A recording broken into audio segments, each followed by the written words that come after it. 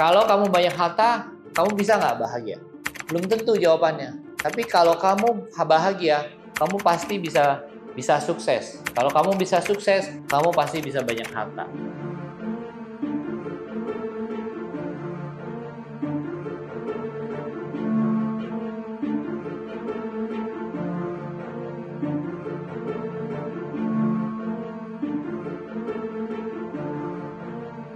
Halo happiest people, saya hari ini punya suatu tips yang sangat menarik sekali menurut saya ya.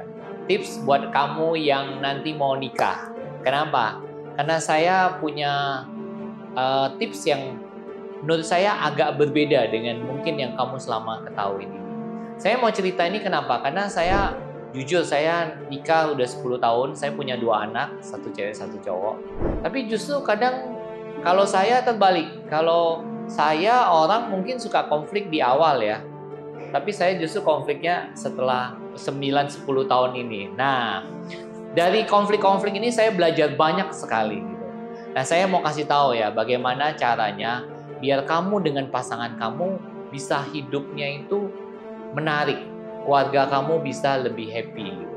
Karena kalau kita tidak bisa happy dalam keluarga, itu sangat sangat tidak menyenangkan sekali. Kalau kamu mau tahu surga itu di bumi, itu ada di keluarga. Tapi kalau kamu mau merasakan neraka di bumi, itu juga di keluarga. Percaya deh sama saya. Nah, prinsip maupun tips saya biar kamu hidup lebih happy apa? Mungkin kamu pernah dengar, wah kalau kita mau hidup berbahagia, kita harus bisa saling toleransi. Kita harus mengetahui bahwa manusia itu tidak ada yang sempurna. Ya memang tahu gitu loh, tidak ada yang manusia sempurna. Tapi kan tuh tatarannya tuh di atas gitu loh. Nah, saya mau punya tipsnya itu gini. Saya mau kasih tahu ya. Kita ya waktu belum married, waktu kita pacaran, kita ngelihatnya apa pasangan kita? Kita cuma bisa ngelihat kelebihannya doang. Kalau kamu tahu kekurangan pacar kamu, pasti kamu nggak mau deh. Percaya deh sama saya. Nah, kita ngelihat pasangan kita itu kayak apa ya? Kayak soulmate. Kayak misalnya dia itu apa? Dia tuh mengisi kekurangan kita gitu loh. Misalnya contoh saya ya, saya sama istri saya ya. Saya ini kan tipenya intim dominan. Saya orangnya gampang lupa. Tapi saya orangnya sangat supel, sangat pintar dalam komunikasi, sangat gampang deket kayak gini. Saya bisa ngomong lancar kayak gini. Istri saya apa? Istri saya itu orangnya cermat. Cermat tuh artinya apa? Dia bisa inget loh apa yang dia taruh barang seminggu yang lalu. Misalnya di mana gitu. Nah, waktu saya ketemu, saya ngerasa apa? Wah, ini bener-bener cocok banget buat saya. Saya bilang, kenapa? Kayak ngisi kekosongan saya gitu loh. Kekurangan saya keisi sama istri saya. Nah, waktu kita sebelum kawin, sebelum married, kamu cuma ngelihatnya itu indahnya, cuma ngelihat kelebihannya doang. Tapi istri saya apa? Dia kan cermat. Orang cermat itu nggak suka gaul, kurang suka gaul, tau nggak? Jadi kalau ngomong juga agak-agak apa ya? Nggak banyak nggak banyak bawel gitu loh, nggak banyak ngomong orangnya. Ngomong hanya seperlunya aja. Nah, itu memang karakter dia. Nah, waktu saya belum married, saya nggak ngelihat itu. Saya hanya ngelihatnya seneng gitu. Kenapa? Nggak banyak ngomong gitu. Dibanding mantan saya dulu yang suka ngomong, bawel gitu ya. Kalau kita lihat kiri kanan aja, saya kena ribut gitu. Jadi saya waktu dapet pacar gitu, wah kayaknya ini cocok banget nih, soulmate saya nih. Ini ngisi kekurangan saya. Nah, itulah mulainya serunya berkeluarga. Tahu nggak? Setelah kita married, yang kita lihat apa? Yang kita lihat kekurangannya doang. Kan waktu sebelum married kita memang lihat kelebihannya, akhirnya kita married. Tapi setelah itu, saya kadang nggak ngelihat lagi kelebihan istri saya. Saya ngelihatnya, ini kok orang kaku banget ya. Ini kok orang kalau lewat pagi-pagi ya di tempat saya kadang lewat doang gitu. Padahal saya duduk gitu sama lewat aja. Nah, yang dilihatnya itu nggak apa, cuman kelemahannya. Nah, tipsnya apa? Ya, guys, tipsnya ini. Angkat jari kamu, ini lihat ya, kamu lihat ya ini ya. Ini gimana caranya dia bisa masuk ke dalam ini. Ini lihat ya. Nih, ini bisa masuknya gimana? Gitu. Kan kita sebenarnya kayak gini posisi kita. Tangan kita nih manusia tuh kayak gini. Ini manusia dia. Ini adalah kita, ini pasangan kita. Posisinya seperti ini nih. Sebenarnya kita manusia nih kayak gini.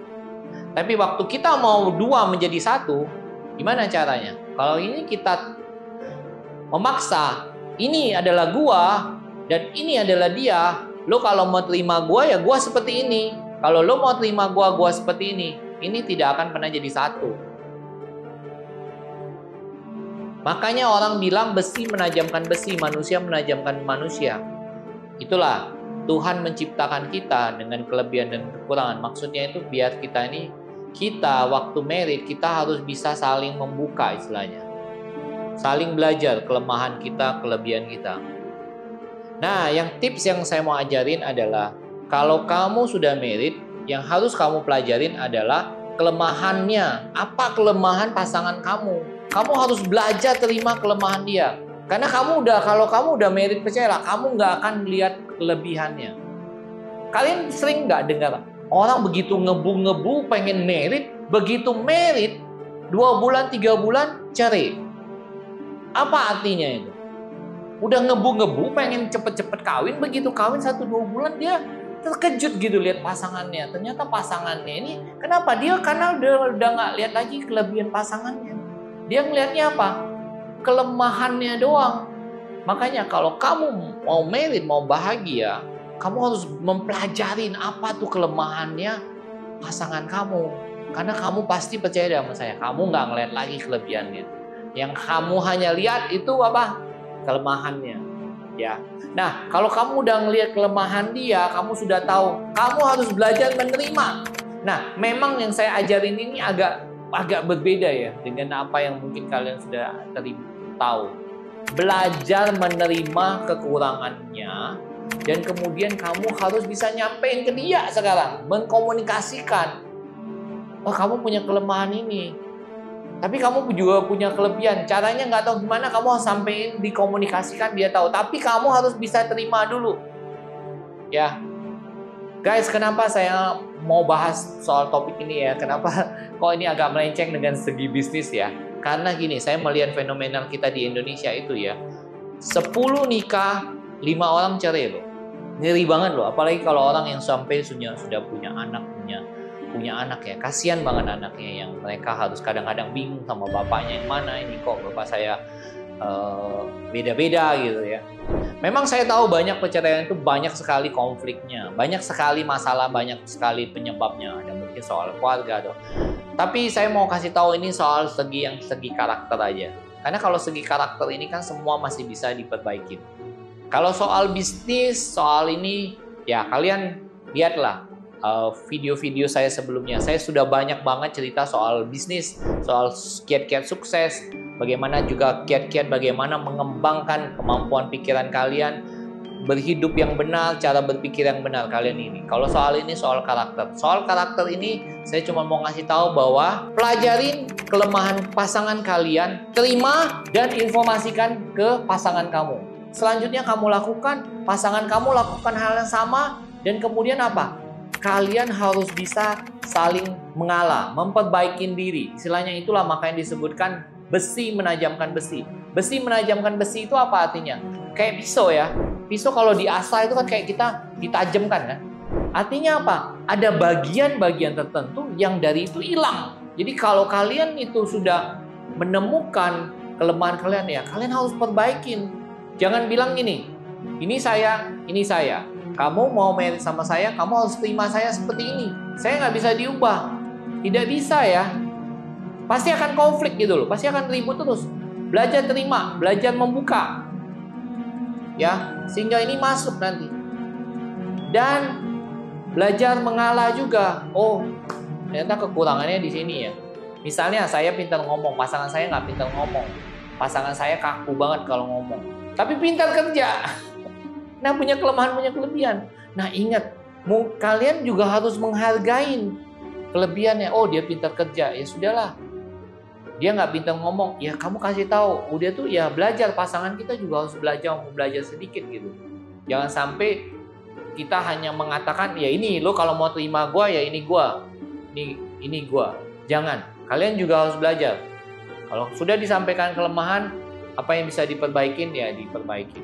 EPS People, semoga dengan inspirasi ini hidup kalian bukan cuma hanya bisa sukses, tapi kalian juga bisa bahagia. Saya nggak banyak bahas soal ini ya, cuman kalau menurut saya perlu, karena kita hidup tidak hanya butuh harta, tapi kita juga butuh kebahagiaan. Kalau kamu banyak harta, kamu bisa nggak bahagia? Belum tentu jawabannya. Tapi kalau kamu bahagia, kamu pasti bisa sukses. Kalau kamu bisa sukses, kamu pasti bisa banyak harta. Jadi jangan terbalik ya. Banyak orang tuh terbalik kalau saya lihat itu. Mereka pikir kalau mereka banyak harta, mereka bisa bahagia. Belum tentu. Tapi bahagia bisa membawa pada kekayaan. Karena orang bahagia, kemungkinan apapun yang dia lakukan, dia bisa sukses. Kalau dia sukses, dia bisa mendatangkan kekayaan buat dia. Demikian inspirasi selanjutnya. Sampai ketemu di lain kesempatan.